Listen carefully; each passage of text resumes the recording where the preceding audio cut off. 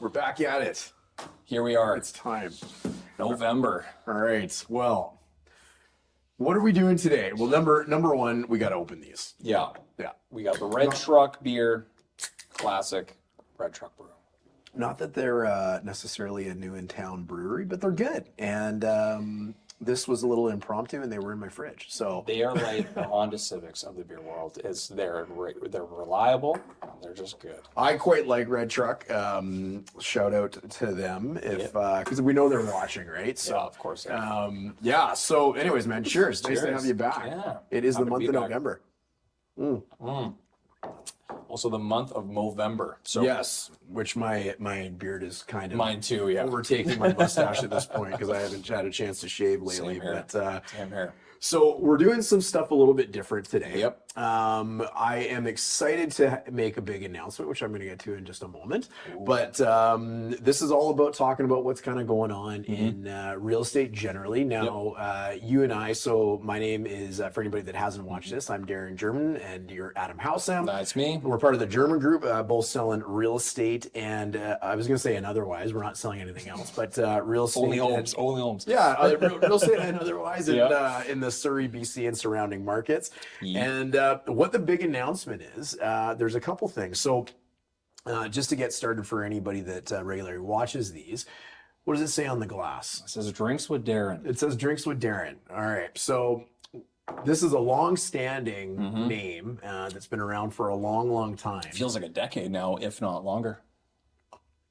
I've had a lot of beer under the Drinks with Darin banner and talked a lot about real estate for a long, long time. Yes, he has. But we wanted to do two things. So unfortunately, Darin and Adam just didn't have a ring to it. It does not. So what we're looking at doing is not only we're going to have to get new glasses, but we are going to be unleashing the evolution of the Drinks with Darin brand. Ooh, And we're going to be talking about everything in real estate through a new lens called Real Estate on Tap. Still is the beer theme. Because, I mean, might as well keep they're going to get our real Yeah, opinions if we that's have a it. beer while we do it. That's it. Real Estate on Tap, BC Real Estate Unfiltered and Ready to Spill. That's pretty good. I thought it was very good. Leave a comment what you think of our new name. So, Drinks with Darin, we're gonna sunset it. Yeah. These glasses are now gonna be a relic of the past. We're gonna have to get some new glasses, but it'll be good. So, Real Estate on Tap, BC Real Estate Unfiltered and Ready to Spill. Now, the addition to that is we know that our client database and many of our followers on YouTube, who I think we're up to about 2,700 right now, they love these. They love hearing kind of what's going on in real estate. They love hearing the opinions, that sort of thing. And what I would add to that is we have been doing some business planning for next year. We recognize that not everybody wants to sit and necessarily talk about real estate, or not talk about real estate because everybody Watch our faces talk about watch real our estate. faces. That's you it. know, they and maybe they watch it while they're cooking dinner or whatever. But coming to that realization, maybe 30 to 45-minute videos are a little difficult for people to get into. So I'm excited to announce, and we're going to do the very first episode of this particular broadcast, but we're going to do it as well as a podcast, an accompanying podcast. So you're going to be able to find us on the Apple Store, on the Google Play Store. You're going to be able to find, of course, the video version of this on YouTube under our Living in Surrey and White Rock handle. So we'll make sure all that information is available as well. But we want to make sure people are able to consume some information because it's good information. We got some good information today. Yes, we do. We haven't had any wild and crazy things happen from the province yet in the last month. Sticking. And they are so good because they give us so much to talk about. They do. It's like content. It's like giving us content for it. Totally, yeah, and for better or for worse, we're not always overly excited about the content they give us, but there's always things changing. BC is the petri dish of North America for like crazy regulations and things going on, and there's never an end of things to talk about. But we got two really interesting topics here today that I think people are going to really enjoy. So what I wanted to cover, and I know you brought one as well, I wanted to cover, and this is actually a little bit timely, and maybe to structure this, I'll just say we'll kind of jump into our topics, and then for anybody that's tuning in for the stats specifically about what's going on with real estate, we will get to those at the end. But what I wanted to talk about, we've had some pretty big rainstorms as of recently. And this is actually quite timely because something just happened in Quebec that absolutely blew up. Was a really big deal, and I'll get into that. But like to the point where someone was getting death threats about something that was done. So this has a big impact on British Columbia, specifically the Lower Mainland. So we're going to talk about that as well. And then you brought something. And, I did. And if we don't have to give away the whole thing right now. Why not? So you can. What's the overarching? The overarching is November is Radon Awareness Month. So we've done a previous video, or Darin did a previous video, so we are definitely going to link it up here, and people are going to go and take a look at what is radon gas. And the reason why is because when you're a seller, we fill out this document, and buying too, when you find it. It's called the Property Disclosure Statement. And the question that 99% of people don't know is, has the property been tested for radon? Yeah, well, and I'll add on to that because I did a video, and we'll get into this, but it's a big deal. And if I can get anything for people to take away from this this broadcast, is you need to know about where you're living, and we're going to talk a little bit about that. So I know you did a bunch of homework on it, and I've obviously filmed a video on it previously. So and I've got something in this envelope here, which we'll talk about a little bit as well. Secret envelope.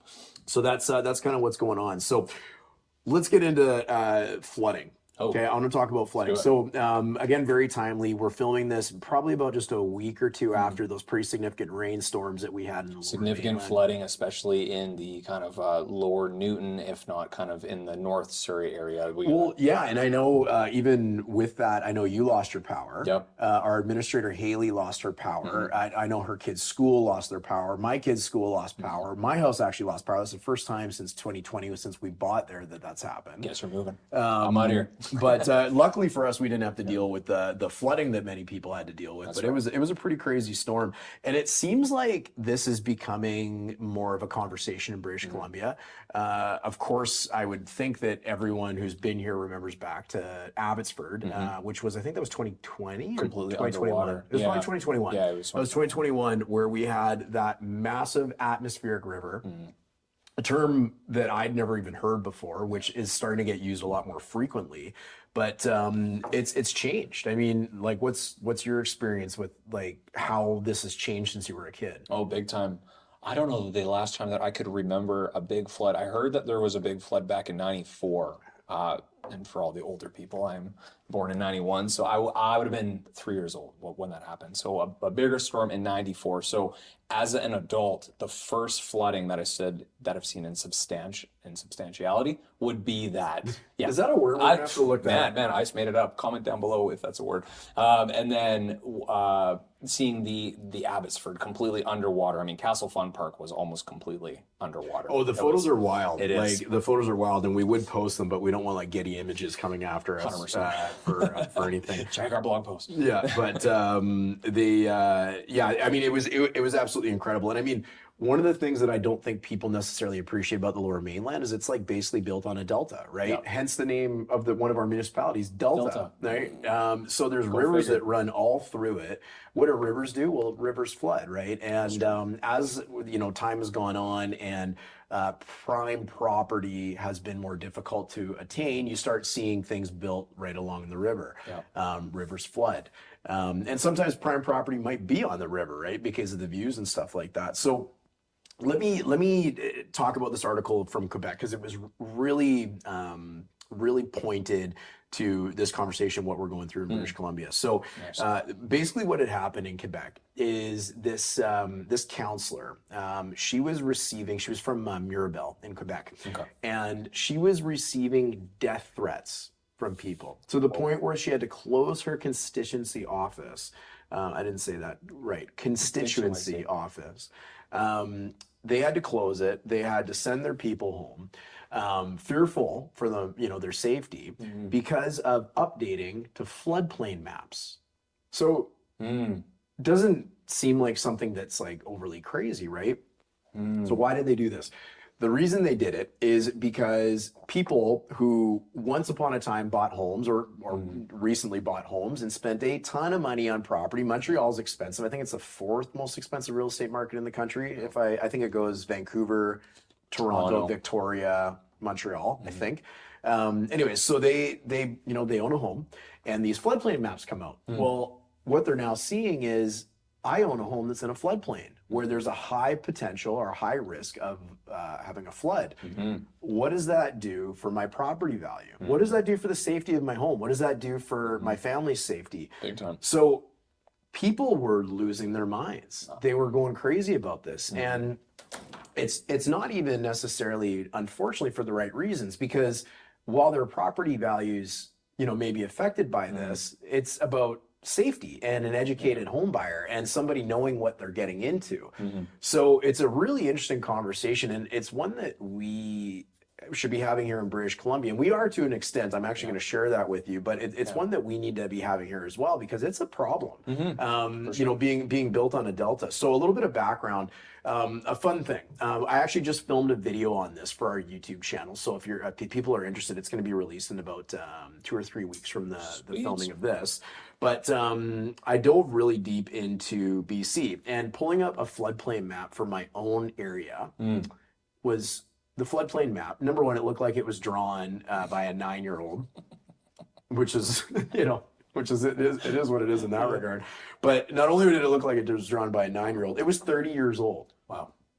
Okay. Well, a lot's changed in 30 years, for sure. Yeah, can we all agree that a lot's changed in the last 30 years? And that's not unique. Going into all of these different floodplain maps that the province has, they're all incredibly dated. So there's something coming forward by the BC government, because they do recognize that this is a problem. So it's a title called From Flood Risk to Resilience, where really they are going to be updating these maps and some of the things that go along with, like, building homes and what municipalities have to do that are in these flood zone places. So they're going to modernize the mapping and increase flood preparedness, which is obviously really important with the changes in climate and changes in weather and all the stuff we've been seeing in British Columbia. Totally. So the question it's not even a question, but what's going to come out of this is going to be somewhat similar to what's happened in Montreal in a way, right? Hopefully nobody's making death threats to a councillor. Yeah. But people's properties are going to be affected. They're going to be noticing that they are now in a floodplain, which they once weren't before. Yep. Insurance goes up for sure. Insurance 100% is going to go up. And then, like you said, property values too, because of fear of it flooding. Therefore, people may not look at that area for buying properties too. You're absolutely right. And it's probably going to get to a point like real estate professionals in British Columbia are ideally educated on the risks of being in floodplains and are disclosing that to a buyer so they can make, informed decisions. And that's part of questions that we ask when we obviously help somebody buy a home and whatnot. But how much do people really think about that and the impact of it, and the impact of it long term more so? Today might not necessarily be a problem, but down in the Bridgeview area of Surrey, as an example, that area had a huge flood back in the day. And I know this from doing all the YouTube videos on our channel, just giving some history of the area and whatnot. But people were like terrified of this happening again. I think it was in the 40s that it happened. So what is that going to do for people's properties, right? And you kind of alluded to some of it there. So these flood prone areas, we have a ton of them in our area. So our office, and you and I live, maybe I'm a little closer than you, but we live close to something called the Nikomakil River. We have the Serpentine River. Those are both flood prone rivers. Those are in Surrey. We've got the Fraser River in Richmond and Delta, which is a river that ain't no joke. That's a big river. Big, yeah. And then parts of Abbotsford. And I mean, there's even low-lying places as well. So like as an example, you've got Crescent Beach, who, when you build a new home down there, you have to build, and I believe it is, you have to build 8 feet above ground level now with no finished area, because you need to be lifted up above where a flood would happen, or even, I mean, rising waters, right? Like, what if you have a big storm like we did years ago in White Rock, and it gets over the is it called the break wall? Yeah, break wall, I'm pretty sure. Anyways, whatever it's called, but it gets over the bluff or whatever you want to call it, and just floods because the water's got nowhere to go. Exactly. Right? So it's really interesting, and we've got a lot of places in the Lower Mainland that are going to be affected this. So the takeaway from this, and I want people to check out that video because it's really good and it's going to kind of go into this a little bit further, but you definitely want to, educate yourself about flood risk before you buy a home. Oh, for sure. That's key. I mean, among many other things. And that's also, the value of working with a local expert. I had one of our great clients reach out to me today about a property in Nanaimo that they want us to help them with. I said, would love to, you're important to us. However, we know nothing about Nanaimo. That's not where we practice real estate. Right. We are licensed to sell anywhere in British Columbia, but in our opinion, from the Germyn Group, we're not doing our job if we're selling homes in areas we're unfamiliar with. There's so many nuances and so many different communities, stuff that we know here about Surrey and White Rock and Langley. We know everything about that because we are in there. Yeah. I don't know what's going on in Nanaimo or even in parts of North Van and other places like that too. Like, could be a lot of things different. You're right. You're best to work with a local expert. One of the things I found so interesting in the last few years with all the wildfires happening, which is a whole other video, whole other topic. We'll do that one in the summertime. But when you buy and there's an active wildfire within a certain proximity, you can't get insurance. Exactly. You can't get insurance on a home that you're about to buy. The bank ain't giving you money for your mortgage, meaning you're defaulting on your contract and now you're in a lawsuit. Like, these are things that local real estate professionals know and help protect their people against. So that's a little bit of a spiel about why you should work with a local expert. 100%. So with this strategy from flood risk to resilience, they are looking at updating these flood maps, and they are also going to mandate that these will be updated every 10 years, which is great, right? Yeah. We shouldn't be looking at 30-year-old maps because things are going to change, communities are going to change, all that sort of stuff. So it's a pretty big deal. It is on the way. Please be kind to the people who are writing these maps and posting these maps, unlike the area of Mirabel, Quebec, because that's really unfair for the local councillor trying to do the right thing. I get it. If my home value was affected, I'd be upset too. Yeah. But certainly there's better ways of handling that. But certainly not death threats, that's for sure. Yeah, exactly. So anyways, that's a little bit about what's been going on with the flooding. Nice. It's pretty interesting. All right. Well, that is everything I had for you. Nice.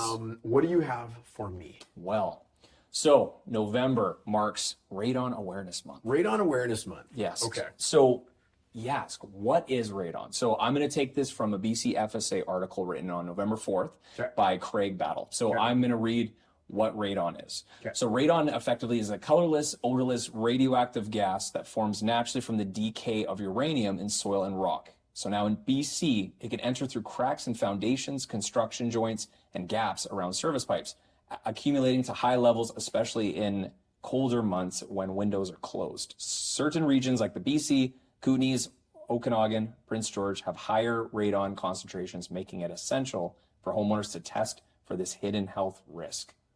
All right. So radon it comes from the soil. Yeah. Now this just kind of hit the radar of the real estate industry, and I shouldn't even say it hit the radar of the real estate industry, because this is something everybody deals with. If you don't think there's radon in your home, you're wrong. It's just how much radon there might be. So it's something that comes up through the soil. And what it is it comes up, and depending on the construction of your home, like some newer homes are better equipped to deal with radon. But effectively what you're saying is it's a gas that comes up from the soil through the bottom of your home and basically seeps into your home. That's right. What's the problem with that? Why? Problem with that is because it is a radioactive gas. So as it has time to infiltrate into your home. So what is being done about radon gas here? So the BC Real Estate Association, BC Lung Foundation, and Real Estate Foundations of BC have joined forces to launch a public awareness campaign directing British Columbians to radonkills.ca/BC for crucial information on testing and mitigation for radon exposure. And I would add, it's very important that everyone consider getting their home tested. And why is that important?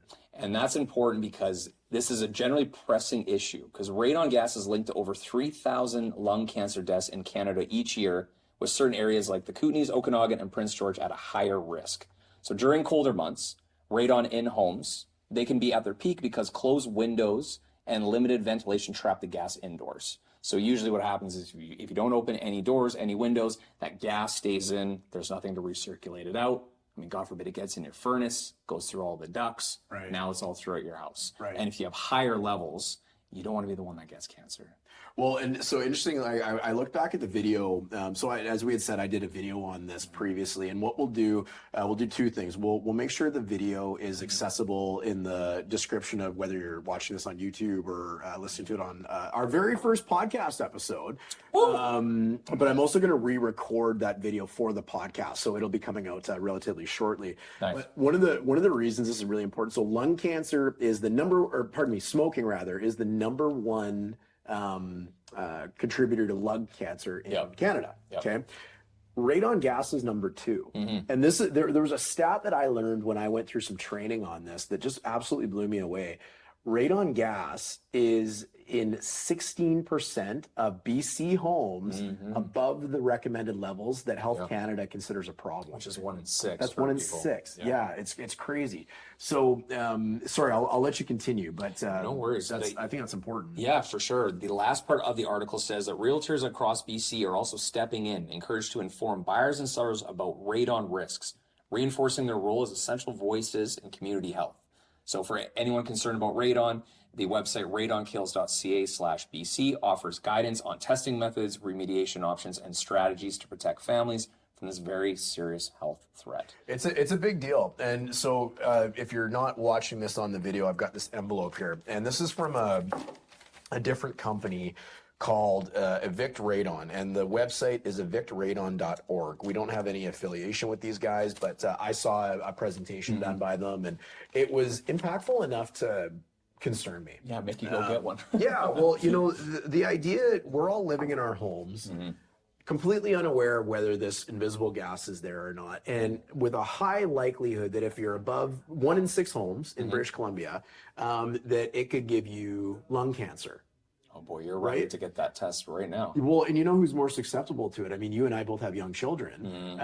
They're the most susceptible to it. I mean, we're old and ugly now, but they're they're young and got a long. I was gonna say young and pretty. Yeah, that sounds weird. Yeah, that felt a little weird, but they're much more susceptible to this sort of stuff. So sure. What this is a radon test, okay? Right. And this is really interesting because I filmed a video on this about 6 months ago, okay? And you can buy these tests for, I think they're roughly $50-$60 around. This one was $60. I think you can get them at Home Depot for about 20, but this is supposed to be the most reliable one, and this is also going to be sent out to the Evict Radon National Study. So the reason it was 6 months is you're supposed to leave them for roughly about, and I'll show that to the camera there. It's just it's like the size of a little pack of mints almost. Like it's not very it's kind of big. like our mics almost. Which It's about the size of our mics. That's right. So it's about $60, and usually it's about a 3-month test. And what it does, and I'm hope I'm getting this right off of memory, but this radon gas has almost like radioactive bullets, and they hit this film, and you can see how many of these little bullets hit this film to get an idea of how much radon you have in your home. So this is probably a much more reliable test than maybe some of the things that you could buy at Home Depot. But for $60, what it comes with is what I liked about it is part of being a national study is that you have the ability to submit this, and they've got better data on your own particular neighborhood, which I think is important. But I just like the idea of having somebody that knows what they're doing taking care of it. So I'm actually going to be mailing this out this week, and I'm going to be filming an update video on this as soon as I get the results back, which hopefully will be relatively soon. Subscribe and hit the ring bell to see that video. Absolutely, that's gonna be a cool video. Yeah, and that'll likely be on our YouTube channel. But the kits are relatively affordable, and so what happens if you do find out you have radon? Right. So it's not like, people that smoke one cigarette get lung cancer like this. And, or I don't think so. I'm not a doctor, obviously. I don't think that's how it works. But what do you do if you have radon in your home? Yeah, so what they do is they actually drill down a 5-inch hole into your foundation. And what they'll do is they'll set up a recirculation fan with venting that actually goes out of the house. Yeah, they're creating like a pressure differential in the house, because if this gas is kind of like sweeping, or not sweeping, but seeping rather, up through your foundation and whatnot, creating that pressure differential, what that does is that'll pull that through the tube and just export it outside of the house. There was the presentation that I attended. Again, you can see pieces of that in the video. They showed what these radon levels had actually done instantly when they turned that fan on. And just generally with the radon levels that were in homes in high risk areas that had this work done. So it was really interesting. And even to get that work done, the gentleman had quoted, and we're in British Columbia, so I don't know if we're talking about British Columbia money here. I think they quoted about 2,500 to 3,500 to get that fan installed. Yeah. Now, whether that's like Alberta money or Winnipeg money, or I don't know if that's lower mainland money, everything seems to cost more out here. But certainly I would much rather pay that, the cost of a small renovation, rather than know that my whole family's being is susceptible to getting lung cancer. Yeah, that's a no-brainer. So it's really neat. It's Radon Awareness Month. That's really cool for you to have brought forward. I think that's really important. Yep, and I think a takeaway, and maybe you have one as well. I think the average person should pay attention to this. Everybody, whether you're a renter or a homeowner, doesn't matter. Like, you don't know. You just don't know. And for the course of $50 to $60 to test, why not?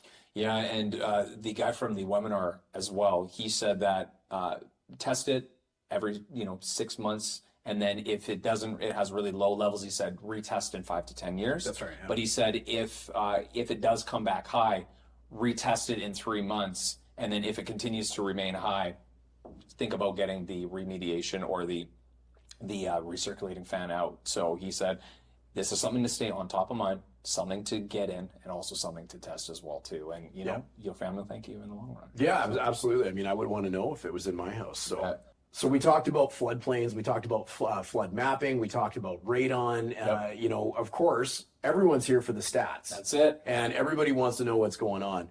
So let's cover what's going on in both the Fraser Valley and the Lower Mainland. So we'll hit 3-month periods, we'll hit 12-month periods.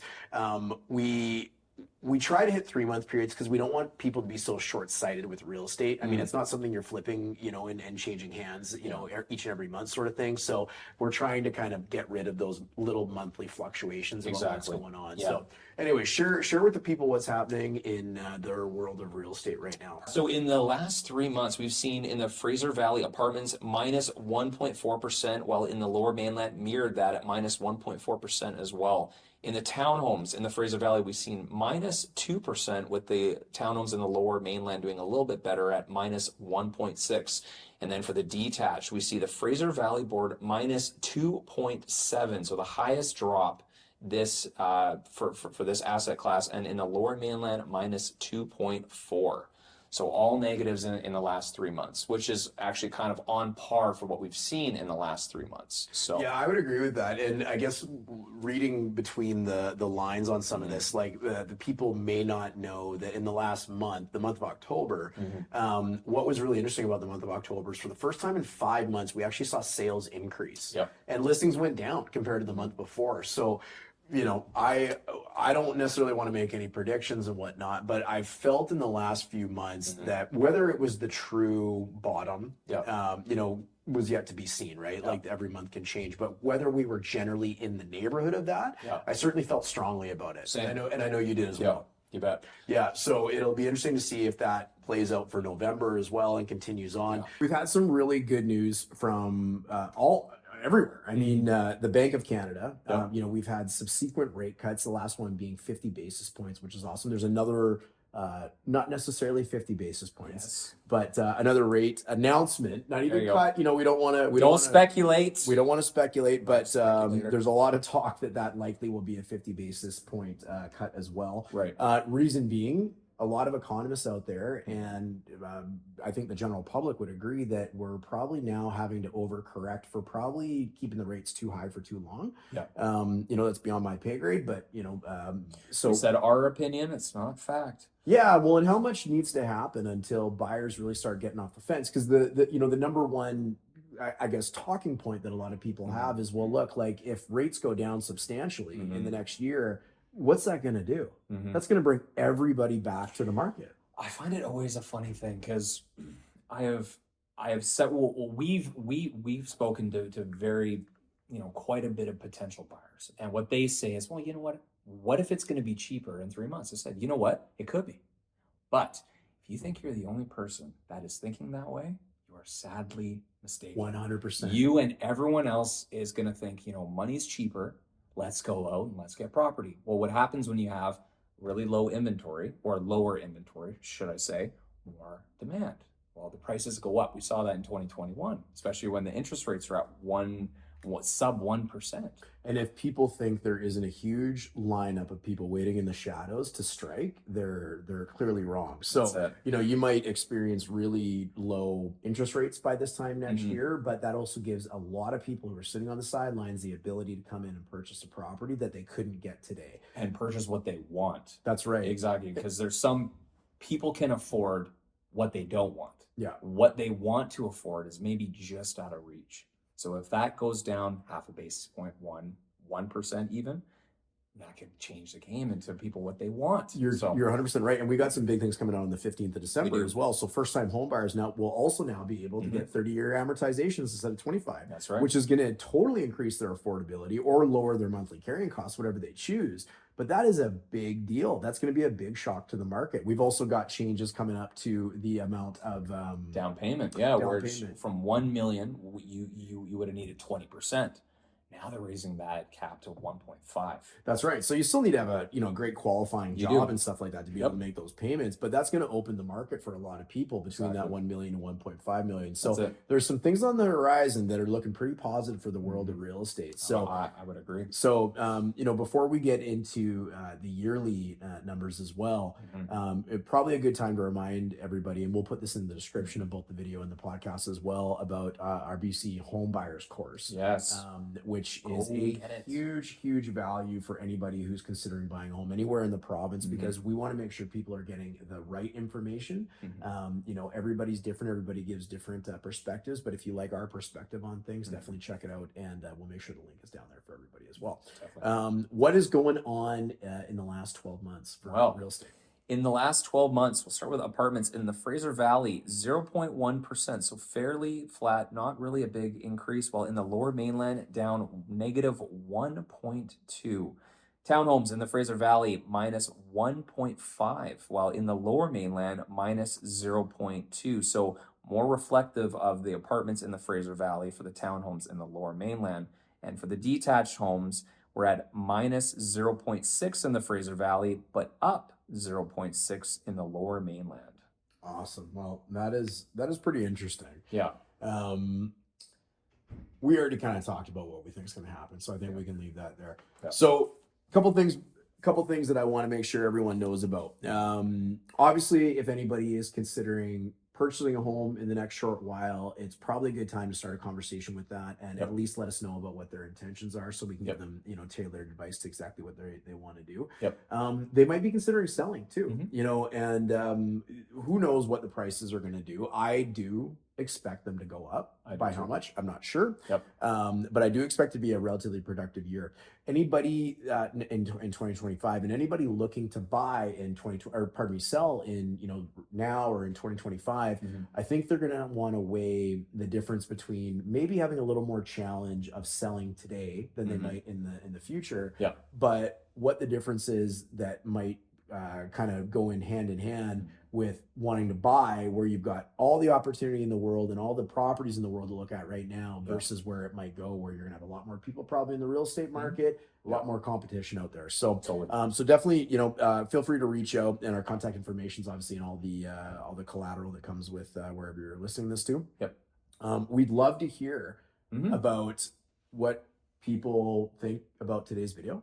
We also want to know what you think about our new name, because our move from Drinks with Darin is going to be quite a substantial and one. It's so new I barely remember it. So it's Real Estate on Tap, BC Real Estate, unfiltered and ready to spill with the Germyn Group. There you go. And also, if you're interested in your home buyers course or anything else that we spoke about today, feel free to reach out. All of our contact information is in the bottom. Absolutely. And you know what? We completely finished those beers way ahead of time. So, but because of lack of imagination, not that it's not great, but the Red Truck beer was what was consumed today. But if you got any suggestions on something for us to try, let us know. Please let us know in the comments, and we'll be sure to do it. But anyways, my friend, thank you. We'll look forward to seeing everybody soon. Make sure you check out that podcast if you're interested. I'm going to be posting a lot of new stuff on there, kind of in congruence with our YouTube channel as well. So a lot of the good messaging that goes out on there is going to be on here, and we just hope to build this thing and make it super valuable for the people checking it out. That's right. Sometimes they say I have a face for radio, so